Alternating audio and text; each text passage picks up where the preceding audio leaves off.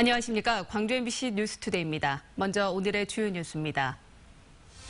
광주시 납품비리 사건으로 검찰 수사가 한창인 가운데 광주시뿐 아니라 시 산하기관에서도 납품비리가 있었다는 폭로가 나왔습니다. 핵심 역할을 한 것으로 보이는 윤장현 시장의 전 비서관이 체포됐습니다. 미디어아트를 활용한 문화관광 기반 시설이 광주에 조성됐습니다. 지방에서는 처음으로 홀로그램 전용관도 들어섰습니다. 박근혜 정부 비선 실세들이 창조경제 사업에도 관여한 흔적이 드러나면서 전남 창조경제혁신센터도 비상이 걸렸습니다. 내년 도비 지원이 전액 삭감됐습니다. 전국 지자체마다 귀농귀촌 유치 경쟁이 치열해지면서 전남의 귀농귀촌 가구 수가 지난해 감소세로 돌아섰습니다. 광주시 납품비리 사건으로 검찰 수사가 한창인 가운데 광주시뿐만 아니라 시 산하기관에서도 납품비리가 있었다는 폭로가 나왔습니다. 비리의 핵심 역할을 한 것으로 보이는 윤장현 광주시장의 전 비서관은 검찰에 체포됐는데요.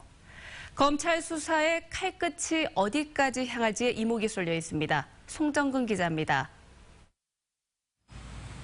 광주시 산하기관인 교통문화연수원입니다. 올해 초 연수원은 구내식당과 컨벤션홀 등의 책상과 의자 등 가구를 대량 구매해야 했습니다. 내부 직원들은 당시 광주의 A가구 업체 임원들이 수차례 접촉해왔다고 증언했습니다. 광주시의 추천을 받고 왔고 시청 비서실에서 전화가 올 것이라며 납품을 요구했다는 겁니다. 이후 해당 비서관으로부터 납품을 지시하는 전화도 걸려왔다고 폭로했습니다. 실질적으로 광주시 비서관이라고 사무실 전화 와가지고 가구 업체가 윤장현 시장님 캠프에 있을 때 무신양면으로 도와준 업체다. 가구를 좀 납품해달라 이런 전화가 왔었습니다. A업체는 직후 직접 다른 가구 업체를 추천하며 4천만 원에 이르는 가구를 납품할 수 있도록 한 것으로 알려졌습니다. 이 과정을 윤장현 시장 선거 캠프의 조직본부장이었던 연수원장도 도왔다는 게 직원들의 주장입니다. 광주시 산하기관으로서 또 시의 눈치를 볼 수밖에 없는 기관이고 또 특히나 비서실이라는 것은 시장님의 핵심 직원들이 근무하는 곳이기 때문에 그런 분들의 요청이 왔을 경우에는 거부하기 상당히 힘든 그런 상황이어서 김 전 비서관은 알선수재 혐의로 이미 구속 기소된 김용구 전 정책자문관의 동생으로 윤 시장과는 인척관계입니다. 현재 검찰은 김 전 비서관을 뇌물수수와 직권남용 혐의로 체포한 상태입니다. 검찰은 김 전 비서관이 자신의 사촌인 A업체 임원 김모 씨와 모 인쇄업체 대표 박모 씨 등 브로커에게 금품을 받았다고 보고 있습니다. 그리고 브로커들이 정해주는 납품업체 16곳과 계약을 하도록 공무원들에게 지시했다고 보고 수사를 확대 중입니다. MBC 뉴스 송정근입니다. 관공서 납품 계약과 관련해 업체로부터 뇌물을 받은 혐의로 노희용 전 광주 동구청장 등 4명이 재판에 넘겨졌습니다. 광주지검 특수부는 구청에 조명 설비를 납품하게 해주는 대가로 업체에게 뇌물 1,500만 원을 받은 혐의로 노 전 구청장을 구속 기소했습니다. 또 광주 광산구청 전 비서실장 박모 씨와 광주도시공사 전남개발공사 직원 등 3명은 같은 업체로부터 각각 뇌물을 받고 납품 계약을 돕거나 편의를 봐준 혐의입니다. 박근혜 정부 비선 실세들이 창조경제 사업에도 관여한 흔적들이 드러나면서 전남 창조경제혁신센터에도 비상이 걸렸습니다. 당장 내년도 예산으로 도비 지원이 전액 삭감된 가운데 센터 운영에 차질이 우려되고 있습니다. 김종태 기자입니다.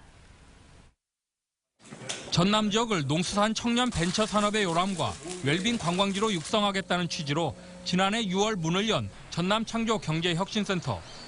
전라남도 의회는 최근 내년 전남 창조경제혁신센터 운영비 10억 원을 삭감했습니다. 최순실 국정농단의 핵심 주체인 차은택 씨가 창조경제 추진단장을 맡았던 데다 박근혜 정권의 밀어붙이기 사업에 굳이 도비 지원이 필요하냐는 것입니다. 벤처기업 육성을 근간으로 하는 창조경제센터 업무가 다른 기관단체와 중복되는 것도 예산 삭감의 주된 이유입니다. 기존에 우리 전남의 테크노파크나 생물자원진흥원이나 모든 그 출연기관들 그 사업하고 중복 기능이 있습니다. 도비에서 먼저 예산을 세운다는 것은 이체 맞지 않다 해서 삭감을 했습니다. 예산 삭감 이후 창조경제센터는 겉으로는 평소와 다름없지만 상당히 흔들리는 모습입니다. 당장 도내 우수 농수산식품 판로와 바이오 화학 분야 벤처기업 육성 등 내년도 센터 운영에 차질이 불가피해졌기 때문입니다. 특히 다른 지역 창조혁신센터보다 벤처기업 육성에 나름 성과를 내고 있다며 예산 삭감을 안타까워했습니다. 우리 센터가 생긴 지 이제 막 1년 반이라는 걸 생각하면 창업기업들, 아이디어 가진 젊은이들을 위해서도 시간은 더 필요하고 우리가 계속해서 존재가 되어야 할 거라고 생각을 합니다. 지역 특성에 맞는 창업 생태계를 만들기 위해 출범한 창조경제혁신센터. 국정농단 사건의 불똥이 창조경제센터에 튀면서 출범 2년도 되지 않은 전남 창조경제센터의 운명도 불투명해졌습니다. MBC 뉴스 김종태입니다. 볼에 닿는 공기가 차갑습니다. 밤사이 기온이 뚝 떨어졌는데요. 현재 광주의 아침 기온 보시면 0.3도로 어제 같은 시각보다 무려 6도가량 떨어진 상태입니다. 곡성은 영하 4.1도 보이고 있고요. 나주 영하 2도 등 전남 일부 지역에서는 영하의 기온 보이고 있습니다. 출근길 든든하게 차려입고 나오셔야겠습니다.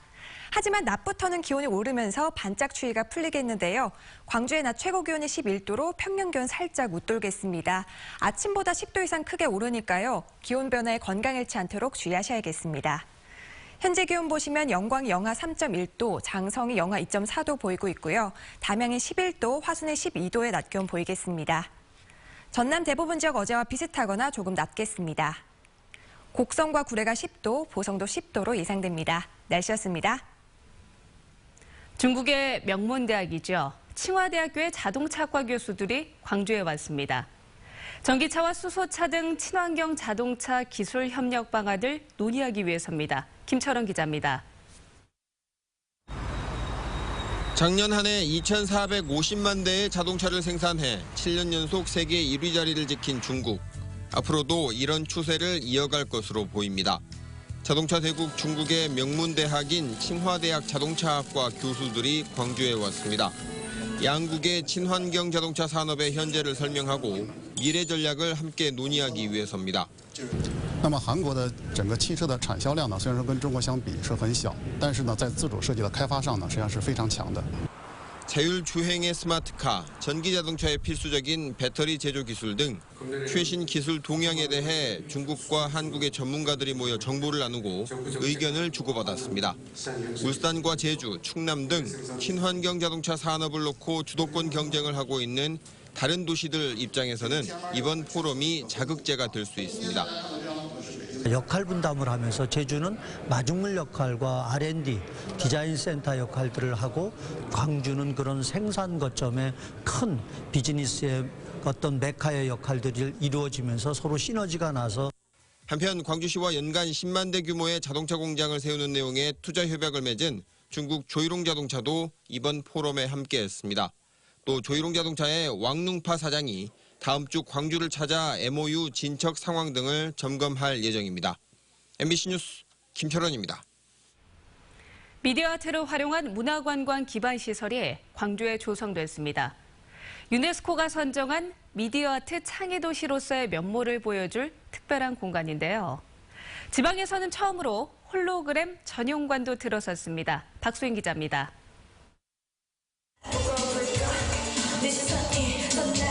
인기 한류 스타들의 공연이 손에 잡힐 듯 생생하게 펼쳐집니다. 이어지는 영상은 미켈란젤로의 그림 천지창조에서 인체의 신비로운 부분들을 찾아내 입체적으로 보여줍니다. 지역에서는 처음으로 생겨난 홀로그램 전용관은 K-팝 콘서트와 교육용 콘텐츠를 현장에서 보는 듯한 실감 영상으로 선보입니다. 1일 7회 운영을 해서 거기서 얻은 수익금을 다시 미디어 아트, 아카이브, 기획, 그다음에 홀로그램 콘텐츠 개발에 바닷속 모습을 옮겨놓은 듯한 화면에 관람객이 직접 그린 물고기들이 헤엄쳐 다닙니다. 무등산의 사계절 가운데 하나를 선택하면 계절을 상징하는 아름다운 소리와 영상이 펼쳐집니다. 어린이를 위한 이 미디어 놀이터에서는 예술과 기술이 융합된 미디어 아트를 놀이를 통해 쉽게 체험할 수 있습니다. 지역 미디어 작가들이 작품을 창작하고 전시하는 공간도 새롭게 단장됐고 옥상에선 홀로그램 파사드가 밤하늘을 밝힙니다. 문화예술의 예향인데 콜라보레이션에서 이 미디어 아트와 함께 이런 융복합되는 아주 광주형 문화예술 이런 게 새로 세계에 구축되지 않을까. 광주문화재단은 새로 조성된 미디어 아트 기반 시설을 석 달 동안 시범 운영한 뒤 내년 3월 1일 공식 개관할 예정입니다. 또 내년부터는 미디어 아트를 선도할 기술센터 건립과 특화 거리 조성을 구도심 지역에 단계적으로 추진할 계획입니다. MBC 뉴스 박수인입니다. 겨울철은 화재에 취약한 시기입니다. 축산농가도 예외일 수 없는데요. 일단 불이 나면 피해도 커질 수밖에 없어서 농가들의 주의가 요구됩니다. 김종수 기자입니다. 광양시 옥룡면의 한우 농가. 소방대원들이 동절기 화재 예방 시설 점검에 나섰습니다. 이 마을에서만 1000마리가 넘는 한우를 사육하고 있어 대원들은 소화기와 볏짚 등 축산 농가들의 비품을 꼼꼼하게 확인합니다. 동작 시험은 이상 없고 수신반은 정상 작동하고. 축사 보온을 위한 전기 설비와 바람막이 등 시설물 확인도 빼놓지 않습니다. 보시는 것처럼 가연성 소재로 바람막이를 설치할 경우 화재 발생 시 피해를 더 키울 수 있습니다. 최근 1년 새 도내 축사 화재로 25개 원의 재산 피해가 발생했습니다. 대부분의 화재는 정기적 요인으로 발생해 겨울철 난방기계 사용은 물론 축사 내에서의 용접도 주의가 요구됩니다. 축사는 대부분 그 소방 관사하고 원거리에 있기 때문에 오는데 상당한 시간이 소요되는 게 사실입니다. 그래서 그 축산 농가 자체적으로 소화전이라든가 소방 시설에 유의해서 관리에 철저히 기해 주시면. 이에 따라 관계당국은 각 농가의 예방 활동과 함께 화재 보험 가입을 당부하고 있습니다. 그러나 소중한 생명과 재산 피해를 막기 위해선 농가의 안전의식이 무엇보다 중요합니다. 작은 부주의로 큰 피해가 발생하지 않도록 축사 화재를 막기 위한 대비가 필요한 시기입니다. MBC 뉴스 김종수입니다. 고층 건물 화재 현장에서 일어나는 열과 연기를 실제로 체험할 수 있는 훈련장이 광주에 들어섭니다. 광주시 소방안전본부는 국민안전처가 실시한 공모에서 광주 소방학교가 선정돼 44억 원을 들여 실화재 체험시설을 세운다고 밝혔습니다. 지상 7층 규모의 훈련장은 고층 건물에서 화재가 일어나는 상황을 구현해 진압 훈련과 대피 체험을 할 수 있는 시설로 오는 2019년 전국에서 처음 들어섭니다. 베이비 부머들의 퇴직이 본격화되면서 전국 지자체마다 귀농, 귀촌 유치 경쟁이 치열합니다. 그러나 해마다 증가세를 거듭하던 전남의 귀농, 귀촌 가구 수가 지난해 감소세로 돌아섰습니다. 신광하 기자입니다.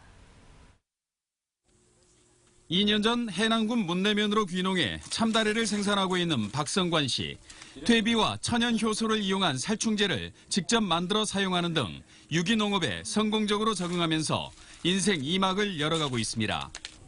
가업도 이어받으면서 그래서 지금 와서 여기 와서는 정말 행복하게 하고 있습니다. 지난해 전남의 귀농 귀촌 가구는 29,220가구로 1년 전보다 2,165가구가 줄었습니다. 같은 기간 전국의 귀농 귀촌 가구는 6.2% 증가했지만 전남북만 감소한 겁니다.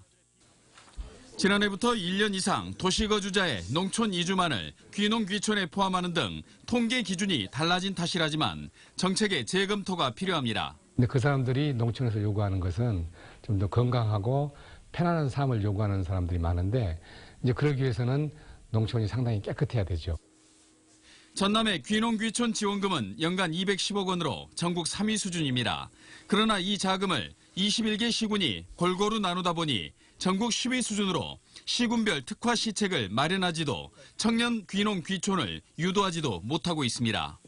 그분들이 이제 토지나 이제 우선 소득 작물을 할 수 있는 여건이 좀 부족한 면이 있어가지고 그분들이 이제 이렇저렇 있는데. 농도 전남은 오는 2018년까지 12만 7천 가구를 유치할 예정입니다. 귀농 귀촌 통계 기준 변경에 따라 당초 2만 5천 가구에서 목표치는 크게 늘었지만 실질적 지원책은 마련되지 않고 있습니다. MBC 뉴스 신광하입니다. 해남과 무안, 나주에 이어 장성에서도 조류 인플루엔자 의심 신고가 접수됐습니다. 전라남도에 따르면 장성군 남면의 한 산란계 농장에서 닭 20여 마리가 폐사해 AI가 의심된다는 신고가 접수됐습니다. 전남 동물위생시험소가 시료를 채취해 간이 검사를 한 결과 10건에서 AI 양성 반응이 나왔습니다. 방역당국은 해당 농장에 대해 긴급 방역과 이동 제한 조치를 한 데 이어 H5 바이러스가 검출되면 사육 중인 산란계 2,000마리를 살처분할 계획입니다.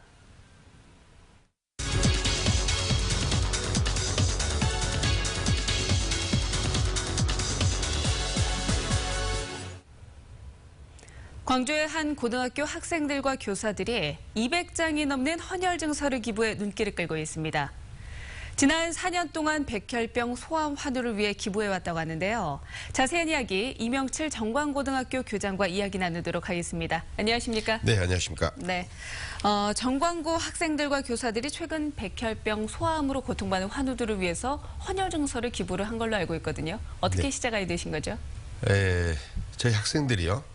4년 전에 선생님들과 이야기하는 과정 속에서 백혈병 환우들에게 어떻게 하면은 더 많은 도움을 줄 수 있을 것인가를 이야기를 해왔었습니다.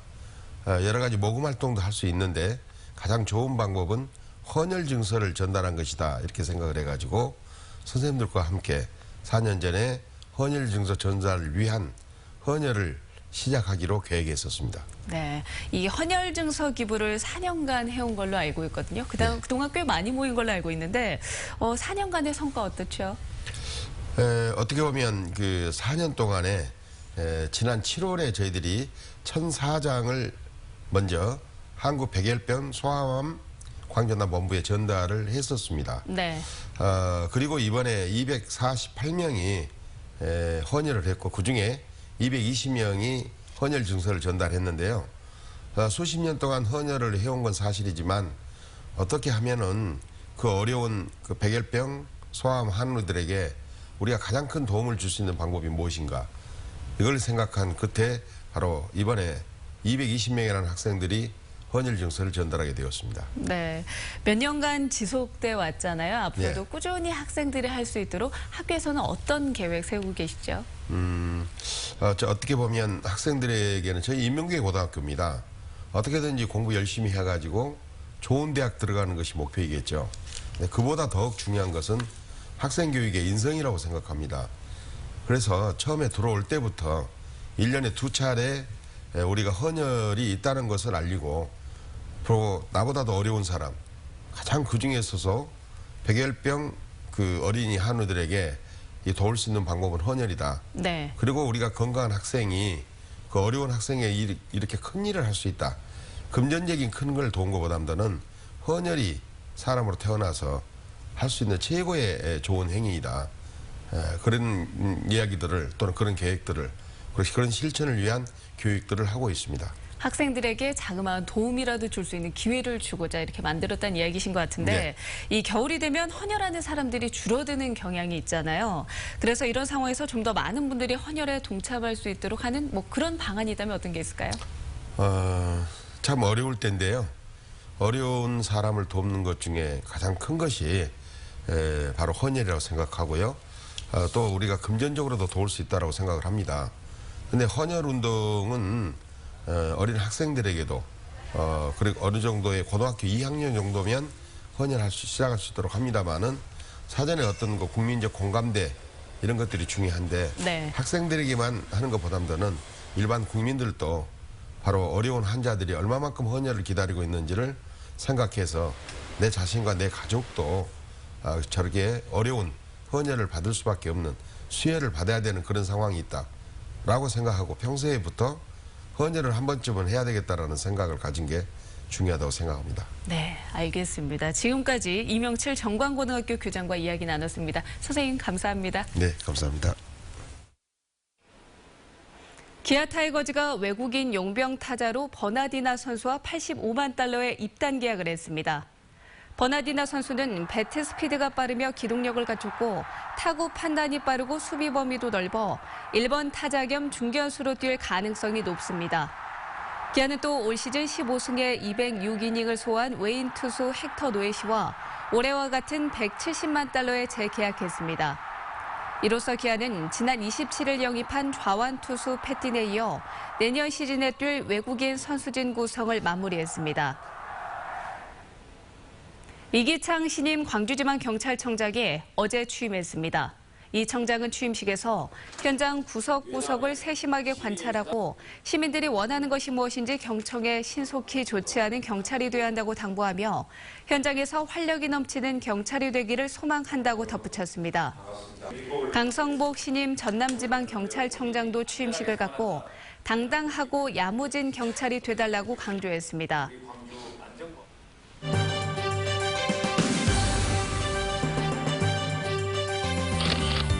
네팔에 들어설 두 번째 아시아 광주 진료소가 내년 초 개원을 앞두고 진료에 들어갔습니다. 곡성군 새마을 분여회가 김장김치와 고추장을 직접 담가 이웃들에게 전달했습니다. 나주시 새마을 분여회가 이웃들에게 선물하기 위해 김장김치를 담갔습니다. 동강대학교가 집이란 무엇이고 미래주택은 어떤 방향으로 나아가야 하는지 알아보는 건축 디자인전을 열었습니다. 광주시립 소년소녀 합창단이 어젯밤 정기연주회에서 핸델의 오라토리오 메시아를 무대에 올렸습니다. 핸델의 메시아는 세계에서 가장 많은 사랑을 받는 음악 유산 가운데 하나로 오케스트라와 합창, 성악이 함께 어우러진 세계 3대 오라토리오로 꼽힙니다.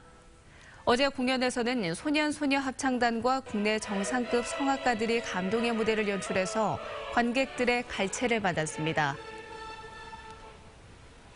미술품 메세나 운동가 하정웅 선생의 기증 정신을 기리는 16번째 청년작가 초대전이 광주 시립미술관에서 열리고 있습니다. 이번 초대전에는 제주 출신 이승수 작가와 제일교포 출신 김인수 작가, 광주의 정광희 작가 등 5명의 청년 작가가 선정돼 다양한 예술 세계를 선보이고 있습니다. 시립미술관은 청년 작가들의 젊은 생각과 표현이 하정웅 선생의 예술 정신을 더욱 빛내줄 것이라고 말했습니다. 서문시장 대형 화재와 관련해 윤장현 광주시장이 권영진 대구시장에게 돕겠다는 뜻을 밝혔습니다. 윤 시장은 어제 아침 양동시장 현장 점검에 이어 권영진 시장을 위로하고 광주시 차원에서 지원 의사를 밝혔습니다.